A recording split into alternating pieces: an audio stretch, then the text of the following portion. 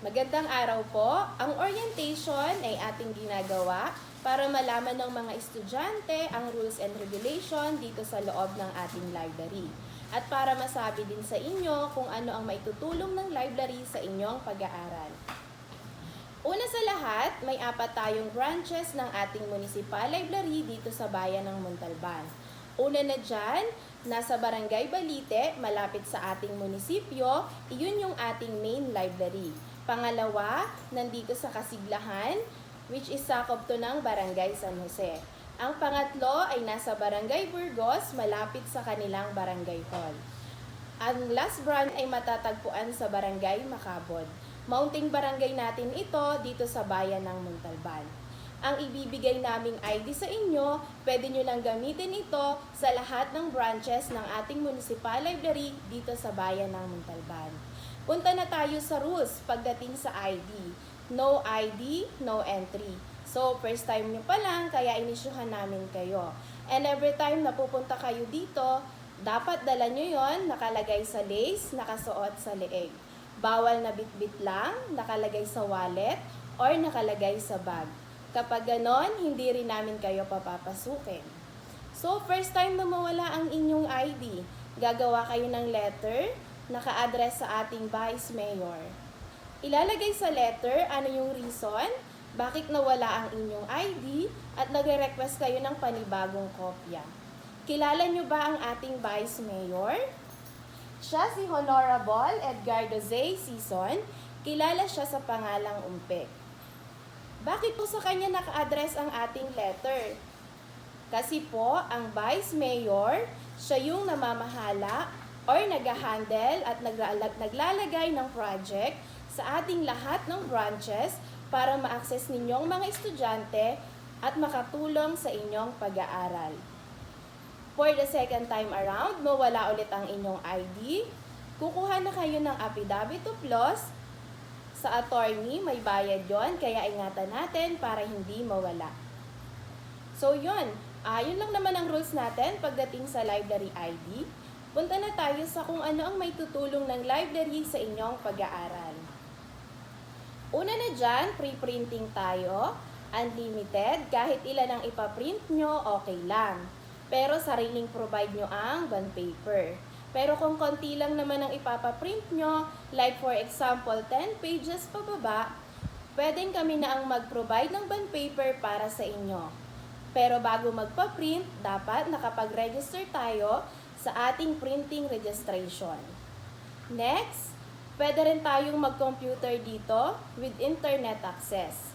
Katulad ng printing, may registration din tayo sa computer. Ilalagay natin ang ating time in, time out, start ng paggamit at pagkatapos gumamit. No limit time, kahit ilang oras tayo gumamit ng ating computer, okay lang. Bawal pong i-open ang YouTube at Facebook. Ang pwede lang po ay Messenger. Kung i-open natin ang ating account, direct na po tayo sa ating Messenger. Huwag na po tayong pupunta ng Facebook. Kung manonood po tayo ng YouTube, ng tutorial, magpapa-assist po muna tayo kay Sir Rod, ang ating in-charge staff sa mga computer. Next, at pangatlo natin, kapag manghihiram tayo ng books, pwede nating iuwi sa bahay. After 2 days, kailangan nating ibalik. Kapag hindi na ibalik, kukontakin po namin kayo sa contact information na inilagay nyo kanina sa form na pinilapan ninyo. Kapag nawala po ang books, either papalitan or babayaran. Pero sa ngayon, wala pa naman po tayong case na ang estudyante nanghiram ng books at nawala. So, wala pa po tayong kaso na ganon. Open po ang ating library Monday to Friday, Tuesday to Friday 8 a.m. to 5 p.m. Kapag Monday 9 a.m. to 5 p.m. Bakit po kapag Monday 9 a.m. ang open ng ating library? Kasi po, nagpa-plug ceremony pa po kami sa Municipal Gymnasium, kaya mostly 9 a.m. onwards na tayo nakakapag-open ng ating library. So, kung naintindihan, kukunin ko ang consent ninyo. Kapag nandito po tayo sa loob ng library, pwede ba namin kayong picturean for documentation and report? So, kung pwede, madalas po kasi tayong nagpo-post sa ating FB page Ang pangalan po noon, Kasiglahan Library. May email din po tayo. Pwede nyo pong isend doon sa dalawang social media account natin ang mga ipapaprint ninyo.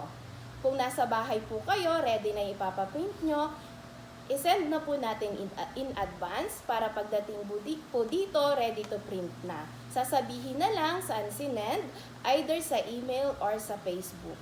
Mayroon po tayong isa pang FB page. Ang pangalan po nun, Rodriguez Municipal Library. Connected po yun sa 4 na branches. Pwede nyo rin po itong i-follow para updated po kayo sa iba pa nating branches ng Municipal Library. Sa pagpunta po dito, bawal pong magsuot ng sleeveless at short sa babae. Sa lalaki naman po, bawal ang sando at short. Magkabukod po ang pinto natin ng entrance at exit. May note naman po dyan, makikita po natin. Sa pagpasok pa lang po, mag-register ka agad sa ating registration area. Kung may dala pong payong, tumbler at bag, pakilagay na lang po sa ating lagayan ng mga belongings, right side po ng ating entrance. Huwag kakalimutang mag-out bago umalis. Kung nagpa-print, ilalagay din sa ating registration, may space para doon kung ilang page ang inyong napaprint. Kung walang tanong, maraming salamat sa inyong pakikinig at magandang araw po sa inyo.